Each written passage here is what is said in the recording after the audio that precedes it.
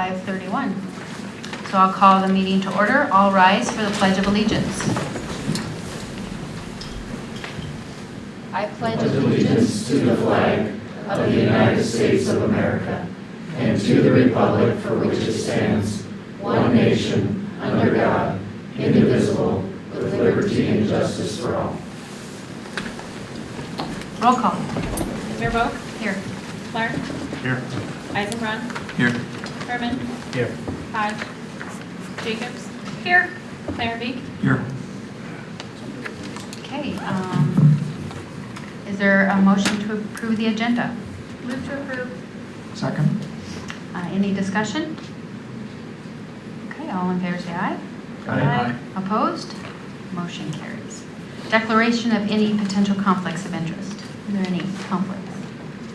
I have a conflict, actually, with 13A under technology, and because of that conflict, I will not be running the meeting on that portion, and I will hand it over to Vice President Pam Jacobs on that. And is that all? Any other conflicts? No. Okay. Moving on to the consent agenda. It's pretty short. Move to approve. Second. Any discussion? All in favor say aye. Aye. Opposed? Okay, motion carries. Under city administration, first is accept the assignment of a purchase agreement with a 40-acre parcel of land. I believe, Ashley, you're going to take this. Yep, I'll take it. Ryan Werdeman has entered into a purchase agreement for a purchase of 40-acre parcel of land out by exit 17. This parcel is the subject of the RFP, workforce RFP that the city issued a couple weeks ago. That purchase agreement is fully assignable at Ryan's discretion, and this agreement is for the city to accept the assignment of that purchase agreement. It doesn't obligate the city to actually purchase the property. Okay, so y'all have had that in the packet. Is there a motion? Move to approve. Second. Any discussion? Yes. So the city would, if the city doesn't follow through, the city wouldn't be obligated to make any of the earnest monies. I'm sorry, I didn't hear. If the city doesn't follow through with anything, we wouldn't be obligated with any of the earnest monies. Correct. Any other questions, comments? Okay. Okay, I was looking at the wrong one. Just one moment here. Okay.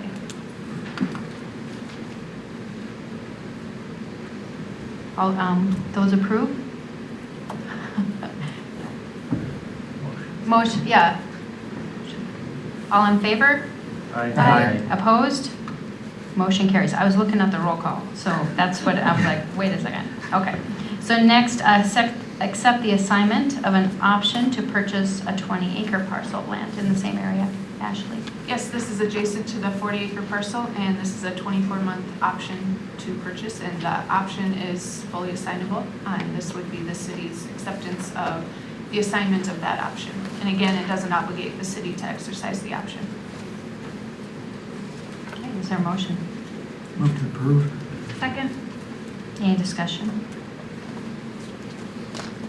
Okay, all in favor say aye. And opposed?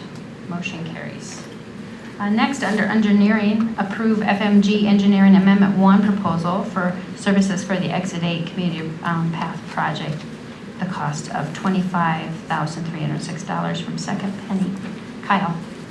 It's, most of the work on this is for two major reroutes of the pathway.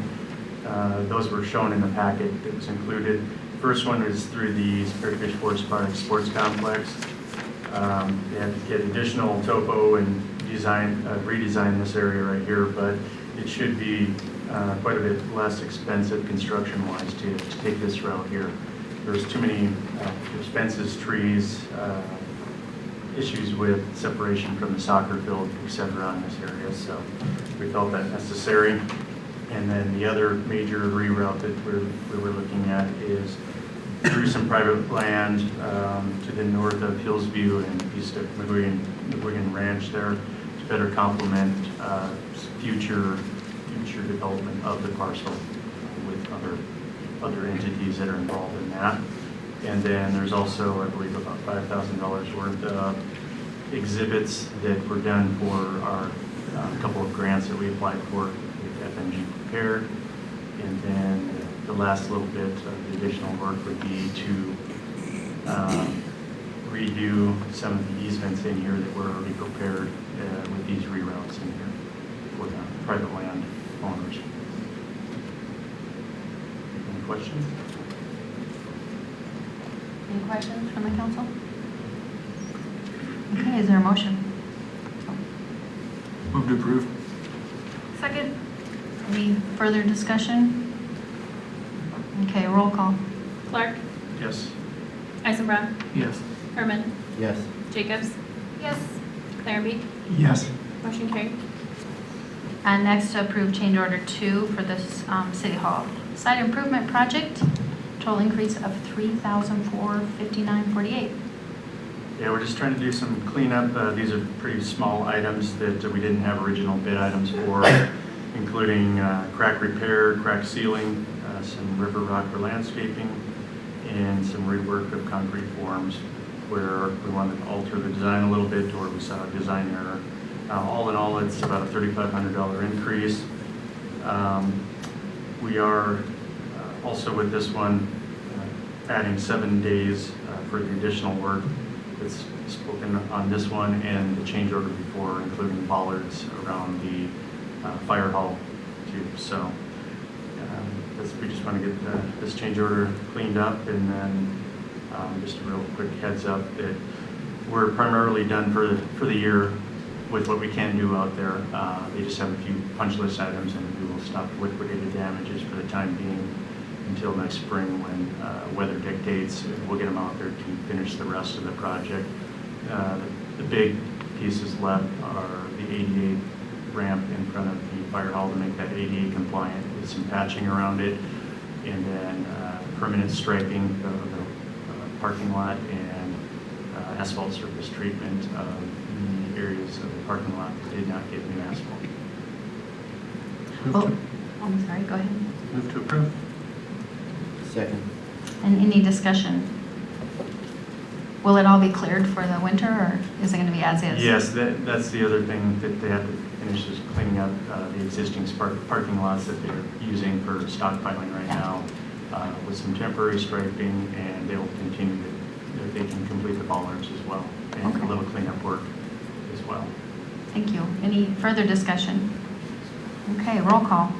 Clark, Yes. Eisenbrown, Yes. Herman, Yes. Jacobs, Yes. Larrabee, Yes. motion carried. Thank you. Under Finance, we'll hold a public hearing to consider an application from Darren and Nancy Manzari with Known as Kitchen for an on-off sale malt beverage and on-off sale wine license, and this is at 544 North Main. Anything to add? Okay, and do you have the sheet? Yes, no one signed up. Okay. So at this time, I'll open the public hearing. There's no one wishing to speak, so I will close the public hearing. Is there a motion? So moved. Second. And any discussion? All in favor say aye. Aye. Opposed? Motion carries. Next, approve the second reading of ordinance 1306. This is an ordinance amending the 2019 appropriations ordinance. This is 1291, and the code of ordinances of the city of Spearfish. There's been no changes from the first reading of this ordinance, and this is correcting, we're moving budget authority from one department to another. There's no overall increase to the budget with this change. Okay, Move to approve. Second. and any discussion? Okay, roll call. Clark, Yes. Eisenbrown, Yes. Herman, Yes. Jacobs, Yes. Larrabee, Yes. motion carried. Approve the second reading of ordinance 1307. This is ordinance supplementing the 2019 appropriations ordinance 1291. Michelle? Again, there are no changes from the first reading that you had on this ordinance. Okay. Move to approve. Second. And any discussion? Okay, roll call. Clark, Yes. Eisenbrown, Yes. Herman, Yes. Jacobs, Yes. Larrabee. Yes. Motion carried. Thank you. Planning and zoning. We're holding a public hearing, and this is to consider ordinance 1303, amending Appendix A zoning of the revised ordinance of the city. District regulations article, supplementary regulations creating new section 11 pertaining to small wind energy systems, and then administration and enforcement. Jana, you came to All share right. with us. So tonight, it's requested to approve the second reading of this ordinance. This is the first small wind energy ordinance for Spearfish. This effort started in around 2010, in which the city council did look at a previous version of this, but subsequently tabled it because they just didn't feel like it was ready for introduction into all of the city and the residential zoning districts, et cetera. So this particular project, this effort, took sort of that foundation and applied it only to the commercial, the industrial, the airport, and the DRD commercial zoning districts. And we do have a business here in Spearfish, Elkhorn Ridge, that is very interested in wind energy as a renewable energy source in order to power their pumping equipment off a golf course. So they would very likely be one of your first applicants in. So with the revised scope of the project, limiting it to those specific zoning districts, the Planning Commission came up with an ordinance that can be very easily summarized as follows. So this would require a conditional use permit, which is a public hearing by the Planning Commission and for any of those applications. So they would have to submit a checklist of items to review to make sure it complies with our codes, and then the Planning Commission could approve. If there is anyone who would like to appeal it to the Board of Adjustment, a Planning Commission decision on a CUP is appealable. So that's where you, sitting as the Board of Adjustment, would become involved if that ever came up. So the mandatory standards in the ordinance that the Planning Commission recommended are a setback of from property line 1.1 times the height of the system. So for example, if you have a 60-foot tall system from the ground to the top of the blade or the highest part of the system, that would have to be a minimum of 66 feet from the property line. We also have the provision that greater distance may be required by the manufacturer in order to mitigate impacts of noise on adjoining lands, shadow flicker, which is the on-off flickering effect on adjacent properties. So these are things that the manufacturers can model for us in this submittal, so that would be requested at the time approval is requested. Total system height, under 75 feet total height. And this height obviously is nothing near as what would be required for wind farm or secondary sales to the system or to the grid outside of an on-site property generation type of unit. Last, in terms of how many generators are permitted, 1 freestanding and 2 roof-mounted systems would be allowed per lot. So for example, if you had a business that was really capturing some good local on-site use for wind, it could be on the building, a couple of turbines, and then of course a freestanding one. So at this point, Planning Commission recommends approval, and do we have a public hearing on this? Okay. So at this time, I will open the public hearing. Yes. So I'm sorry, I'm kind of new to this process, but with those wind turbines, If you come to the microphone, just state your name hi, my and name's then your address also.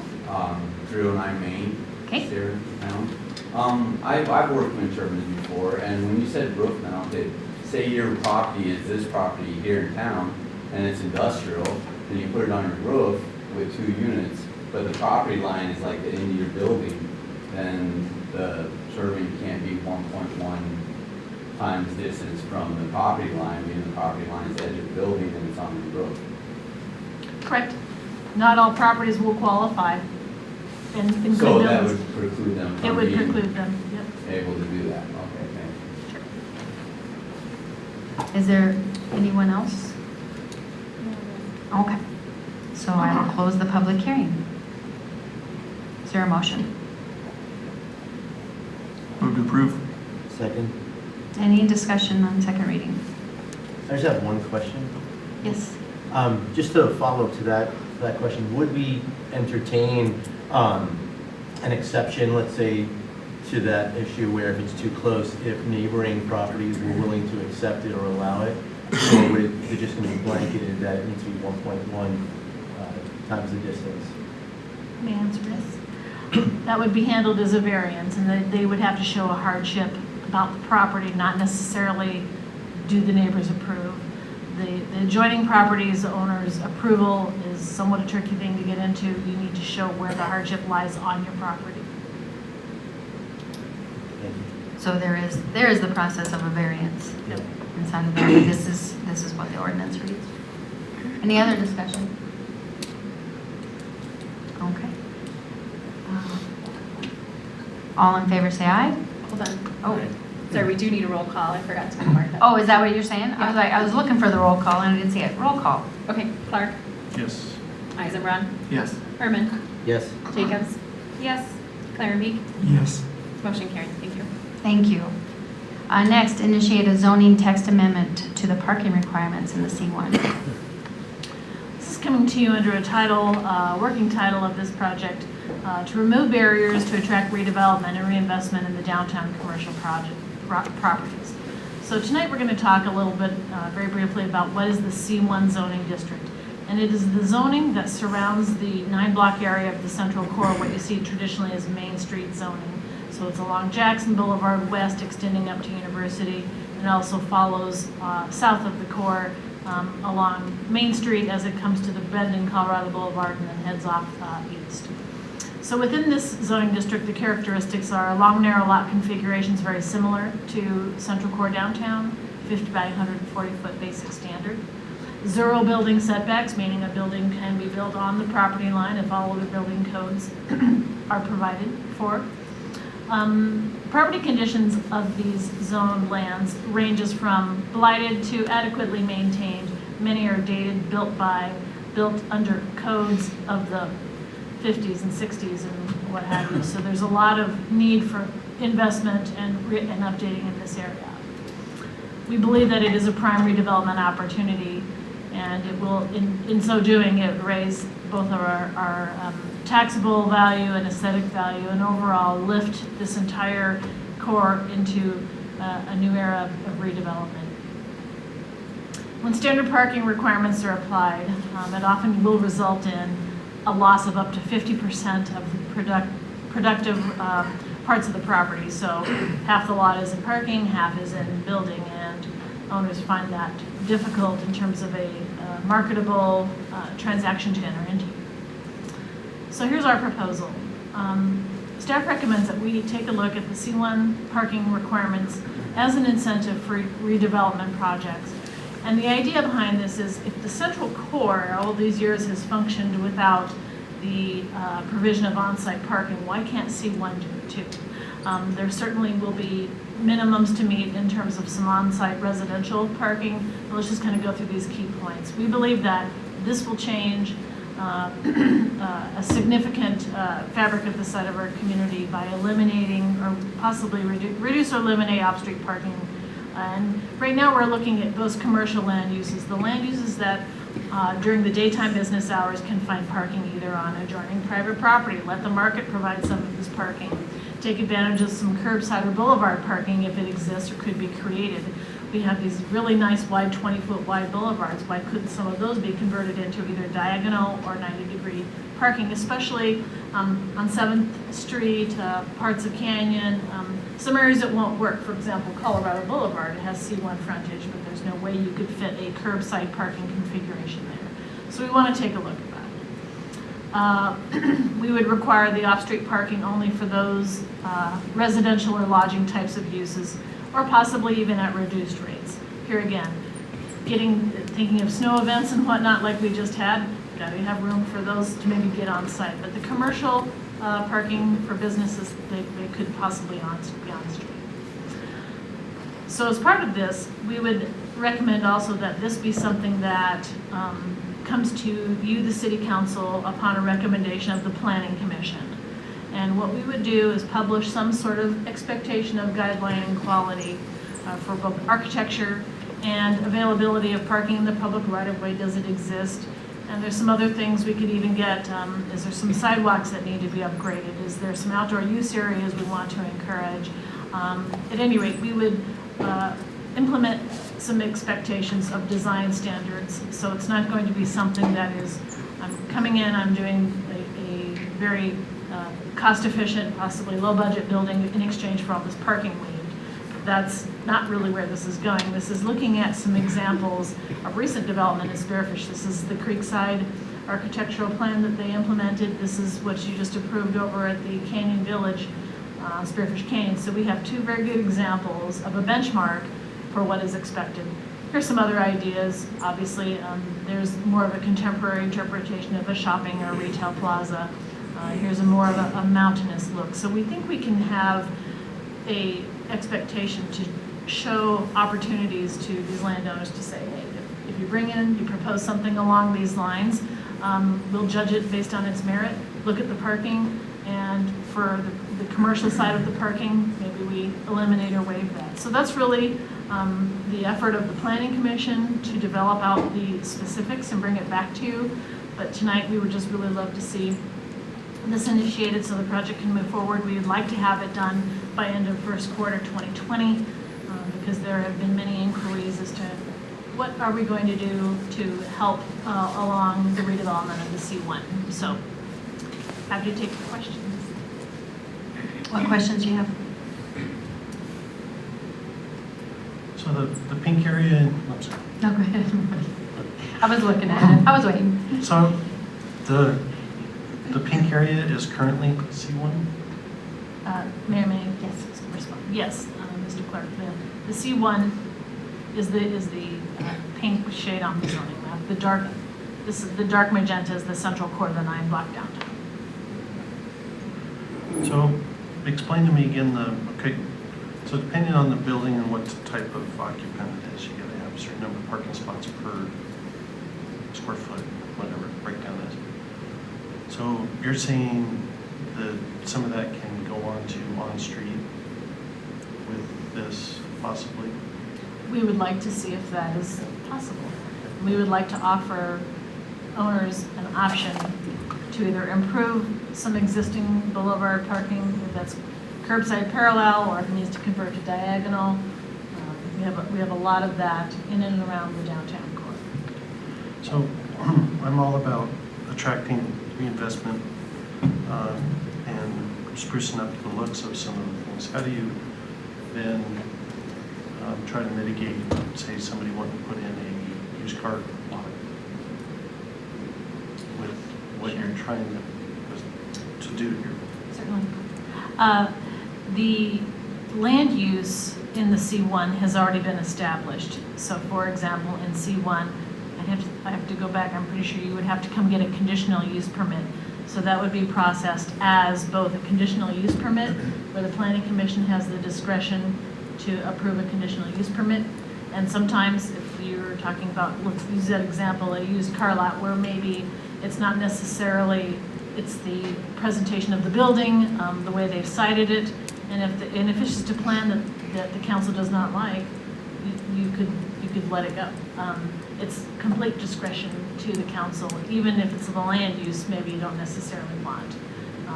But it's intended to have that to be something that they presented a vision, and if you buy the vision, then you can waive some of these parking requirements. Any other questions? I think this is very timely. I know in the past few years, I can think of 2 separate properties that were getting ready for redevelopment, but the parking requirements stopped them. And so they couldn't put in the business that they wanted to, and they had to look somewhere else. So I think this is timely, and we can see how we can make it easier, but still retain what we want to retain in the downtown area. So, is there a motion? Move to approve. Second. Any discussion? All in favor, say aye. Aye. Opposed? Motion carries. Thank you, Jana.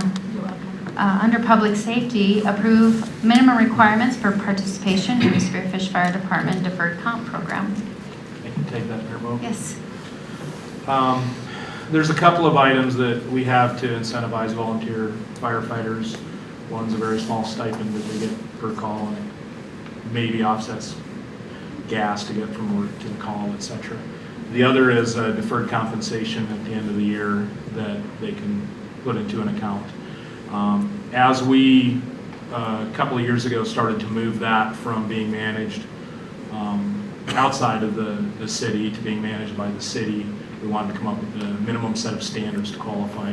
So that's what that document is. It gives you 3 tiers to incentivize them to make calls, to make training, to make inspections and other things, and what that criteria is for what they would or would not qualify at the end of the year. It's been vetted through the fire department. Their membership has seen it and had an opportunity to discuss it, as well as the city. I know that the conversation at committee, one of the questions was, is that item match up with what our budget numbers are? It does. The preliminary numbers we have right now as far as qualifications for 2019 are right around $8,400, and that's well within what we had budgeted to take care of that. So we would like to get those standards approved so that we can then get 2019 in the works for them. Okay. Is there a motion? Move to approve. Second. And any discussion? Yes, Marty? So, when I read through the list, I didn't see anything that referenced, obviously you've got training hours, but is there plenty of incentive for some of the volunteers to do the training? Is there plenty of incentive already in there for that? Yes, I mean, some of it is going to be required for them to keep certain certifications. So if they aren't meeting at least this is not minimum standards for the department, this is minimum standards for deferred compensation. So if they're not meeting some of those other minimum standards, the incentive is you're not on the fire department if you're not meeting the annual needs of the fire department as far as some of that training. So there's a couple of sides of it, but we're not including, this is all carrot and no stick, but there's a little bit of stick on the other side of it as far as if you're a member of that volunteer firefighting corps, you're going to have to get certain things done during the year training-wise, or you won't be a member. So I guess I was just looking at it thinking that the number of people that spend time to learn certain aspects so they can turn around and train other people to do it. I just wanted to make sure that there's plenty of that incentive in there, and are they being recognized? And so if you had a lower tier, but yet one of those people actually did more training of other people, then if there was some wording in there that would actually bump them up. So somebody's got a full-time job that's got a lot of other responsibilities that falls under the lower tier, but if they've also taken the time to perform training for other people, and if that number was in there to actually bump them up, I guess is where I was and it was just out of curiosity. It seems like that's the caliber of people you want.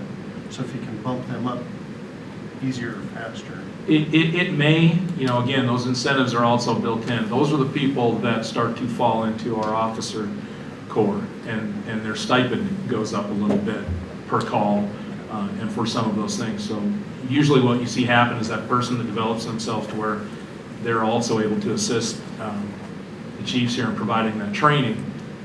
They're generally going to find their way into an engineer, into a captain, into a battalion chief role, and there's additional incentives there as well. So that's all there in the organizational structure, but not necessarily in the deferred comp. If I didn't ask, I wouldn't know. So. Yeah, no, absolutely. Thank Great you. question. Any other discussion? Roll call? Clark, Yes. Eisenbraun, Yes. Herman, Yes. Jacobs, Yes. Clairbeek, Yes. motion carried. Okay, thank you. Thank you. Under Public Works, hire Scott Williams as water, wastewater utility operator 1, grade 12, step 7, $18.92 per hour, effective 12/16. Anything to? Yes, Yes, ma'am. sorry. Yes, ma'am. We had a lot of great candidates applying. It was amazing, actually, how many people we had apply.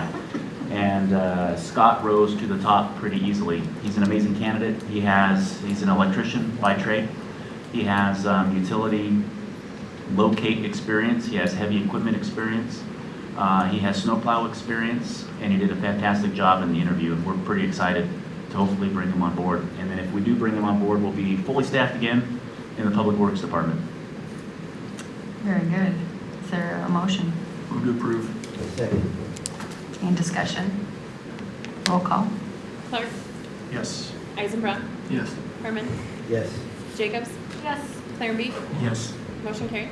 Okay, thank you. And then next, award the lowest responsive and responsible bid for wastewater treatment plant equalization basin project to RCS Construction. That's $647,722.61.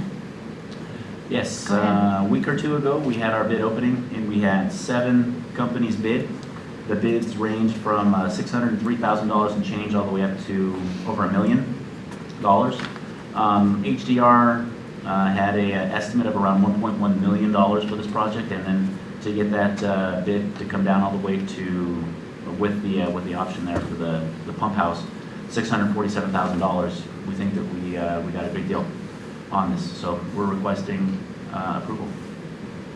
Is there a Move to motion? approve. Second? Okay, any discussion? Okay, all in favor? Oh, sorry, roll call. Clark, Yes. Eisenbrock, Yes. Herman, Yes. Jacobs, Yes. Clarenbeek, Yes. motion carried. Okay, next, approve the HDR engineering proposal for construction administrative services for that wastewater treatment plant project, not to exceed $73,881. Anything to add to that? Yes, ma'am, this is a continuation of what we just spoke about. HDR will be our engineers, our consultants from cradle to grave with this project. So they'll be the ones that will help us out with everything that we need, from questions answered to on-site inspections. We've capped it at $73,000 and change. It won't be more than that. Hopefully it'll be significantly less, as myself and then Bob, the superintendent of the wastewater treatment plant, becomes more familiar with the project, and we're out there observing. Okay. Is there a motion? Move to approve. Second. Any discussion? Okay, roll call. Clark, Yes. Eisenbrock, Yes. Herman, Yes. Jacobs, Yes. Clarenbeek, Yes. motion carried. Thank you. And last, set a bid opening for 2020 SIP sewer line project for January 9. Yes, ma'am, this will be an in-house engineering design project. Adam and Trent are currently working on it already. So it'll be designed in-house, and it will be from town, basically all the way out to the wastewater treatment plant, is what we'll be looking to do. Move to approve. Second? Okay, any discussion? No? All in favor, say aye. Aye. Opposed? Motion carries. Okay, now we're on to 13A under technology, and with that, I'm going to hand it over to Councilwoman Pam Jacobs to take over and to continue on with the meeting until I'm back seated. Approve IT services contract with Northern Hills Technology effective January 1st, 2020, and authorize President Hodges, he'll still be able to do the agreement, correct, Michelle? Okay. To execute the agreement and any necessary documents to migrate to Office 365. Okay, Ashley. This is a professional services contract with Northern Hills Technology to be our IT service provider. Mike saw proposals from several different companies, and Northern Hills is able to provide us with the service at a rate lower than what we would be paying our current service provider. And because they're local, we get more on-site service with them. So after some negotiations, the contract in the packet is what we're presenting to council. Move to approve. Second. Any further discussion? Okay, can we have roll call, please? Clark, Yes. Eisenbrock, Yes. Herman, Yes. Jacobs, Yes. Clarenbeek, Yes. motion carried. Next, approved bill list dated December 2nd, 2019. Move to approve. Second. Anything further? Okay, can I have roll call, Michelle? Clark, Yes. Eisenbraun, Yes. Herman, Yes. Jacobs, Yes. Clarenbeek, Yes. motion carried. Under mayor and council, does council have anything they would like to discuss? Go ahead, Marty. Historic preservation men on the 21st. We'll just have a couple of end-of-year things. There won't be a meeting in December, other than Paul Higby is working on a book that is a follow-up to a video that's on YouTube called Lifeblood of the Valley regarding the irrigation ditches in the history throughout the city. And so he's got a first draft, and I read through it, and it's pretty interesting. It's real similar to the Powering Homestay. So it's going to be a neat project. Anything else? Okay, we will move on to department discussion items. Mike? Thank you, Mayor. A few items tonight. One, if you saw the email from Michelle, our sales tax is within $974 of our receipts for the entire year last year. So another way to look at this, December is a bonus for us, which is great. We would expect, I would guess, to see about $265,000 as an average additional sales tax receipts for fiscal 2019. That's more city blocks we get to pave and more roads we get to fix, et cetera, so that's good news for us. Next item, we have been the subject of a phishing scam, so just be aware that there is somebody using the mayor's name and sending out emails asking for city staff to procure gift cards on behalf of the good job that they did plowing the streets, etc. So I just want to make the council aware of that. Chief Jacobs sent out an email today advising all staff, our police department's looking into it. Oftentimes these things are a ghost chase to some other foreign nation that aren't productive in terms of actually finding who did it, but nonetheless, please be aware that that is happening with the mayor's name. Second is, we've got the Small Business Revolution visiting Spearfish on Wednesday. The mayor, Corey Macon, and myself will be giving them a tour and showcasing our community. Certain businesses have been selected by the Chamber of Commerce, Spearfish Economic Development, and Visit Spearfish has been involved in that. And so we'll take them around and highlight Spearfish, and then end up at Crow Creek Brewery for an open house or a meet and greet at 4:30, and all is welcome to attend. So we encourage council to take part in that if you so choose. Lastly, I wanted to just highlight an item that Dusty had mentioned earlier. We had applicants for the wastewater and water treatment position, and that was fantastic. So thank you for the pay raises that you provided to these folks. It matters, and it's making a difference. That's all I've got. Thank you. Thank you. Dana? Nothing. Tyler? Nothing. Okay, Ashley? All right. Michelle? Nothing additional. Okay, Dusty? Yes, ma'am, thank you.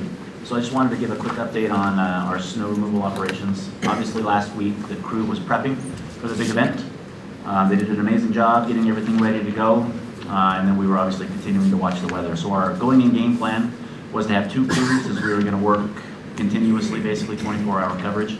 The first crew got on board around 23:30 at night, 11:30 at night, Friday night, and then worked 12 hours all through the night, clearing the storm through some pretty terrible whiteout conditions. The day crew came on at 10 o'clock, and there was about an hour and a half turnover as they talked about streets that were still requiring plowing operations, and they worked 12 hours. The night crew came back in at 9 o'clock that night, did a turnover, and then continued to work all night again until daylight hours. So we had roughly 40 hours of continuous coverage there of 7, 8, 9 person crews out there, and basically any kind of equipment that we had it all out there plowing snow. We also had, from the start of the snow till right now, an on-call person that was on call from dispatch to anybody else, and they were sent out numerous times to do whatever, sand, plow, pull somebody out of the ditch, dead deer, all kinds of great things there. We did it all with 0 accidents. We did have somebody run into the back of a snowplow, but it was it was the fault of the person driving that other truck. But our crew did everything correctly, they did everything safely, so I couldn't be happier with that.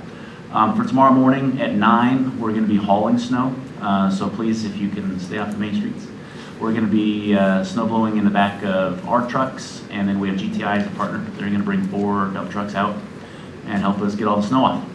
And we'll do that for probably a couple of days. So the last thing I'll say is we did all of this with no independent contractors. We had last year, obviously, numerous independent contractors doing the reserve, Mountain Shadows, the airport. We had the rec center. We did it all in-house this time. So it's an amazing job by everybody out there. Very good, a lot of hard work, and of course, it was a holiday weekend. It was. It yes. usually is how it happens, but Yeah. So, anyway, thank them for couldn't us. be happier with them.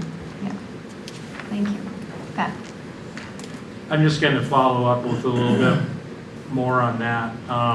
They did a fantastic job. I think he's understating it. When I had comments come to me from and I think this email maybe got forwarded to you from the city administrator, with the comments from my entire department on how easy it was to get around in the heart of that blizzard. There was never a time in that storm where public safety was compromised, and the priority routes were getting done end to end. So if we needed to get into a neighborhood, we could get into the neighborhood. Could we get to a driveway? Not necessarily, but we could get into the neighborhood, and we have the tools within our own department to get there if we had to. I haven't gotten that comment from one of my frontline supervisors in a big storm like that before. That's pretty tremendous. And even coming into the second day of it, knowing how much they had gotten already into the residentials, I was duly impressed. Probably the highest compliment came from one of our area tow truck operators who basically, I'm just going to read it to you.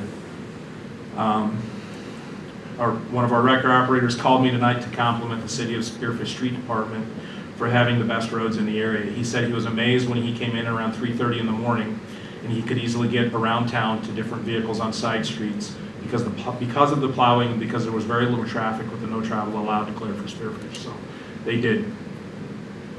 When you know what those truck operators are out there doing in that kind of weather and they're complimenting you on your streets, that's pretty high praise. So they did a fantastic job. We kept on top of it with media, social media. We included the people that needed to be included in travel restriction discussions. We got the good feedback. We got the bad feedback. And I'm sure you guys will get that too, whether it's a parking ticket or why did you put the snow in the middle? Why did you put the snow on the side? Or when are you going to do my driveway? We got a lot of that feedback coming directly to the police department. And like we said, like you said, they're still going to be working on some of this stuff for the next couple of days. So they did a fantastic job. And just wanted you to hear that from another department's perspective and not theirs. Very good, thank you very much. Yes? Thank you. Rather than continue to beat the drum, the communication between Public Works, Police, and Fire was outstanding. And again, in addition to clearing the streets and monumental task, Division Chief Travis Ladson was out, unfortunately, on many calls of people driving in areas they shouldn't have been. And parts of that came down to knowing the limitations that Chief Ladson had because he's familiar with the area. His rig, with the assist of Chief Mathis, also had the assist of the on-call come out and blaze trails for him. So in addition to the numerous hours they put in there, so made everybody's day a better day. Very good. Okay, including, not that I should mention because Chief Ladson, does this, but he went an extra mile. One of the, without giving out too much information on call, had some dogs in there that the reason they were out was because they hadn't eaten, because of the location they were and the connection that Chief Ladson has with the community. There was a farmer out there that provided dog food and for that situation, got them home safe. Tonight is a ceremony for life-saving awards for two Black Hills State University students who helped save the life during a call at the Devil's Bathtub. Also being recognized for their duties were these, all first responders, if you will. Spearfish Fire Department, specifically Chief Mathis, firefighters Jacob Paul, Nick Pappas, Cole Hesser, Seth Hesser, Cody Jolovich, and Captain Brian Ziegler were on that call. So they were all invited, although Chief Mathis got the email today at about 1 o'clock, but that is tonight, which they will be part of that ceremony. So proud members. Very good. Well And that would- deserved. Yeah, that would do it. Thank you.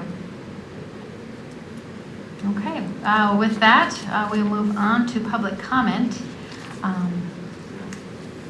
They are welcome, and if anyone would like to come up and speak, and we'll give you a couple minutes.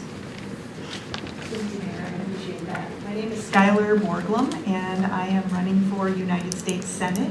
I've met several of you now before the meeting, and I just wanted to introduce myself because I believe it's important for you to know the people who are serving you, just as the people you serve get to see you and meet you and know your faces. This is something that matters a great deal to me. I've been crisscrossing the state, and yes, my last name is Borglum, so you can imagine what question I get 100% of the time, and I'll answer that. No, I am not a direct descendant. Both families are from Borglum, Denmark, but sadly I receive no royalties and nothing goes into my campaign coffers. So I've been having a wonderful, wonderful time meeting South Dakotans of every persuasion, and attending meetings like this is something that's high on my list. This is the first one I've attended, and I have many more lined up after this. I'm currently a representative for District 32. I cover the central rectangle of Rapid City, and I was appointed by Governor Dugard for the special session in 2018 and elected for the 19 and 20 sessions. So there are other people here, I believe, who would like to speak. If you have any questions, many of you have my card. I am the only Skylar Borglum on planet Earth, so you can find me on most social media platforms. I have not yet gotten into Snapchat, so don't look at that one. And with that, I thank you all very much, and I thank you for your service. Good night. Thank you. Thank you very much for coming to Spearfish.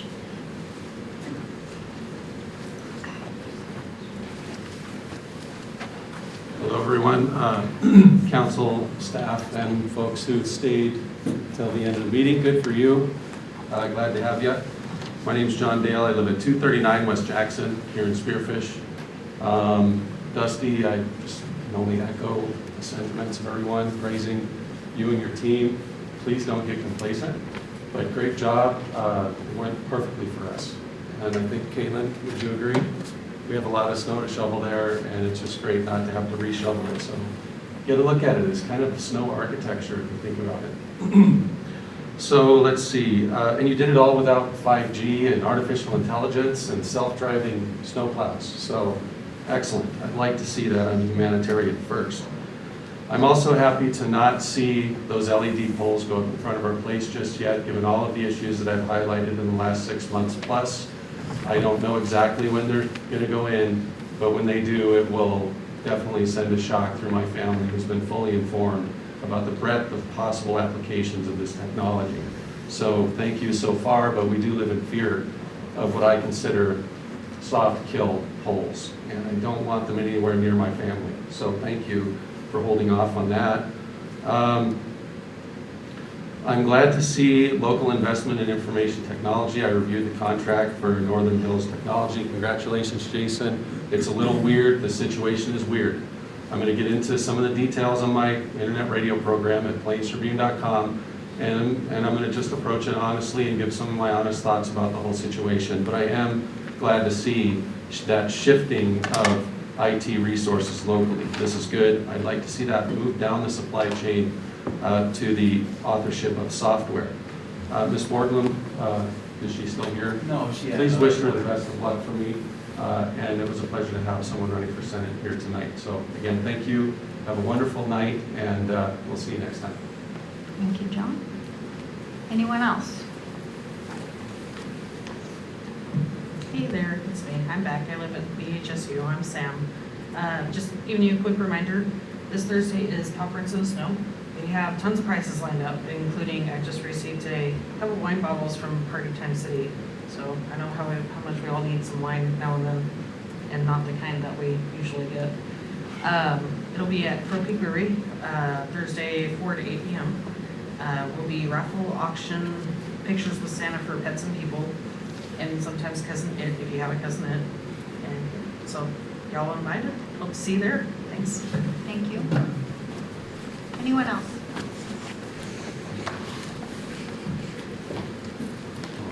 Hi. My name's Harley. There's one comment on the parking that I had about, is the city technically owns the grass boulevard before the sidewalk and the sidewalk. When it comes to on-street parking, is the city willing to remove the grass section so that the parking can be deeper in off of the street when coming to back out? Maybe I'll talk to you guys about that later or something.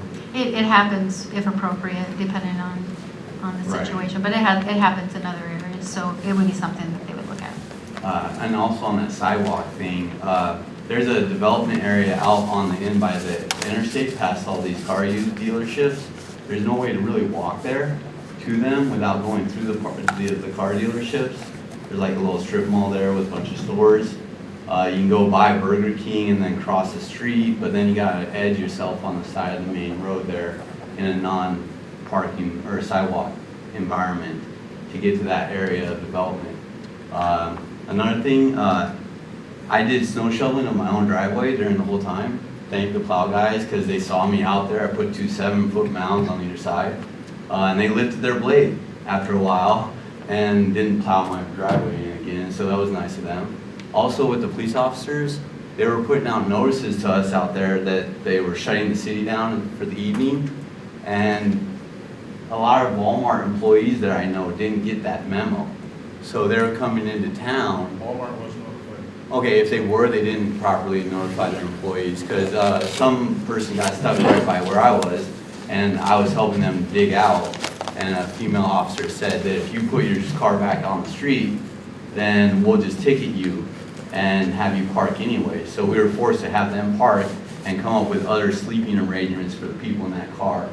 And one of the officer did give a female a ride to her home from that location, which we really appreciated. Thank you for that. Thank you, Harley. Thank you. Thank you. Anyone else? Okay, if not, I will close public comment. Is there a motion to adjourn? So moved.